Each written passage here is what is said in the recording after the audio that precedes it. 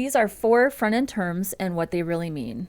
I would say that this list falls under the category of terms that I use regularly but can't define confidently. I know what they mean, but can I really explain them? I will leave some links down in the description if you want to do a deeper dive, so let's get started. Number 1, user agent style sheet.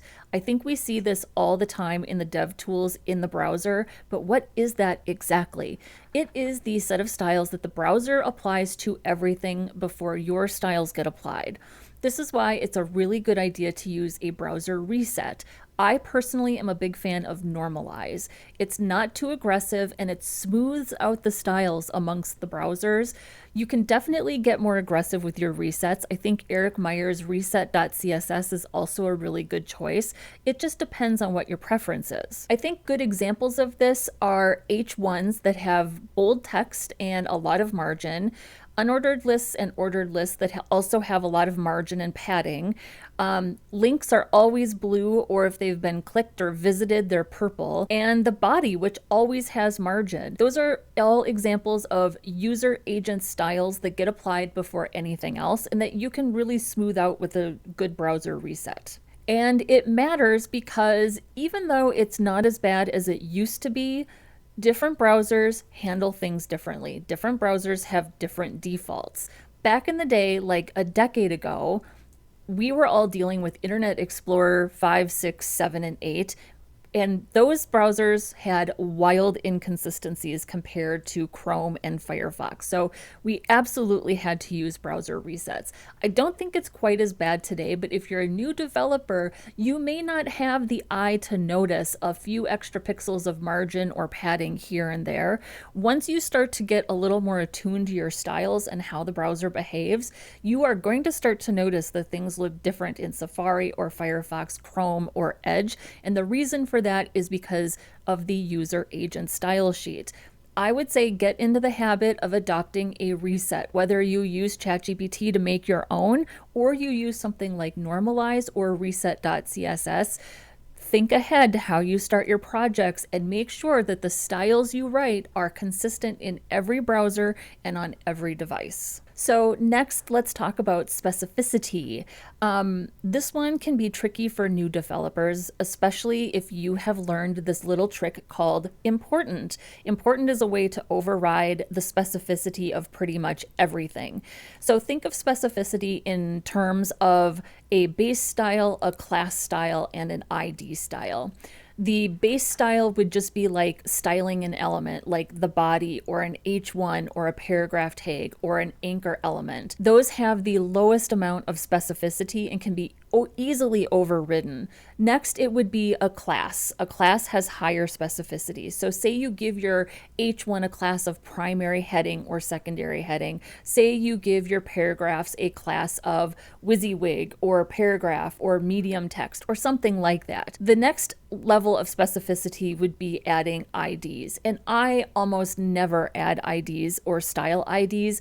I occasionally use IDs if I feel like I need to use one in order to target something with JavaScript, but I almost never use IDs exclusively for styling. So within the class level of styling or specificity, I think this is where most front-end developers need to sort of hone in and decide on what their strategy is for how they define things.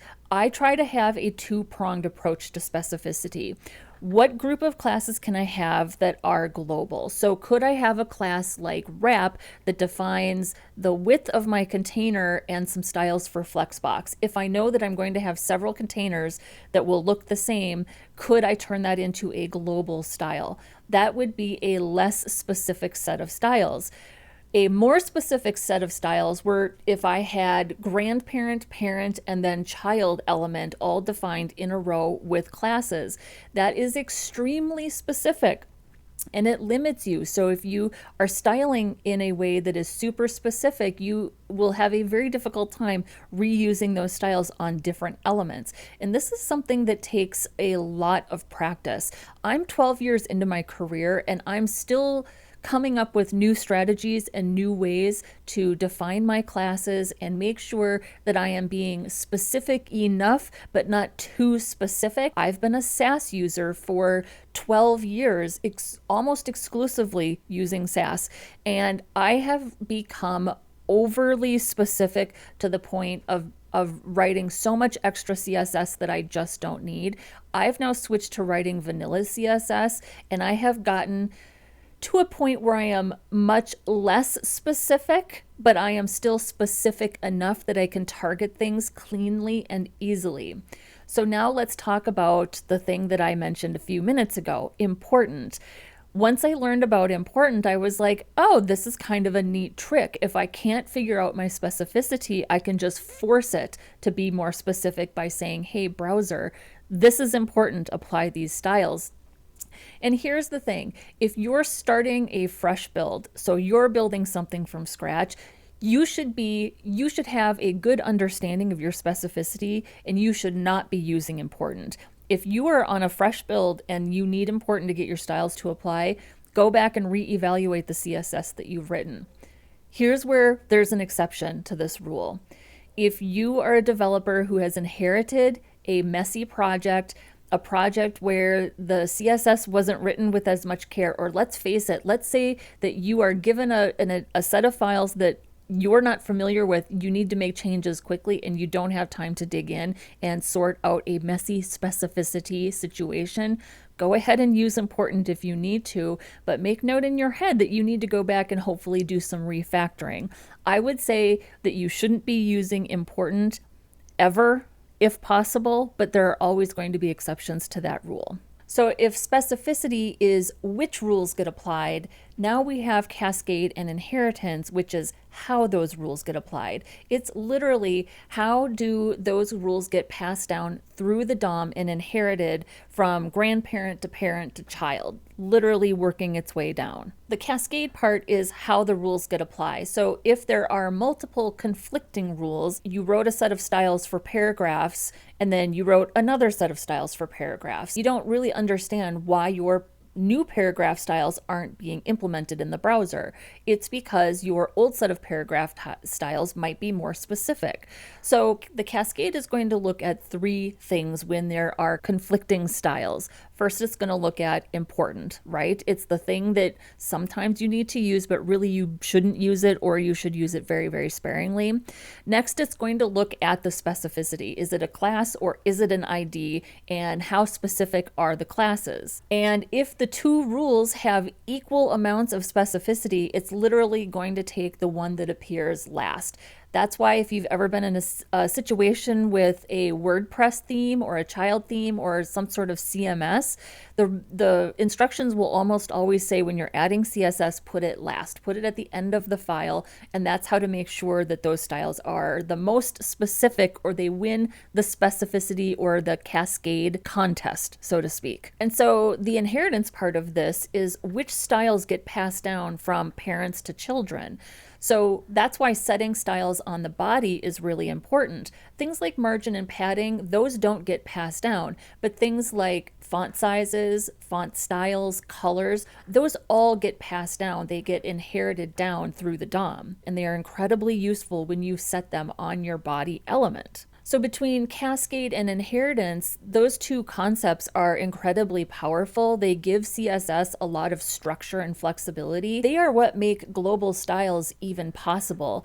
But if you're new to those concepts and you don't understand that, it can make debugging incredibly difficult and frustrating if you're new to front end, if you don't understand what is being inherited or overwritten. A rendering engine is the part of the browser that turns HTML, CSS, and JavaScript into a web page. It literally interprets the layout and it paints it to the screen. Every browser has a different engine. Chrome and Edge use an engine called Blink. Safari uses an engine called WebKit. Firefox uses an engine called Gecko. That's why it's really important anytime you're working on front end that you are checking your work in different browsers. And if you have watched any of my live streams, you have seen me discover many a time going from Chrome to Firefox and then into Safari that there are differences. There are different things that render differently, and we can account for that in our CSS. JavaScript is handled by a different part of the browser called a JavaScript engine, but it does work pretty closely with the rendering engine. And so now I think I am slightly more confident explaining these terms, and I think that we need to give ChatGPT a big thank you for explaining it to me so I can explain it to you. All of these terms are really important if you're working in front-end development, not because I think you need to memorize these things, but because it's important for debugging, specificity, inheritance especially. Those things are incredibly important. I've worked with many junior developers who couldn't figure out why their styles weren't working correctly, weren't getting the specificity that they needed, and they threw important on everything. So get really comfortable with inheritance and specificity in particular. Get really comfortable with the idea that you need to check your work in different browsers to make sure that things look consistent. And get into the habit of using browser resets. It will save you a lot of time, and it will make sure that all of the hard work that you put into your CSS works on every device and in every browser. Happy coding.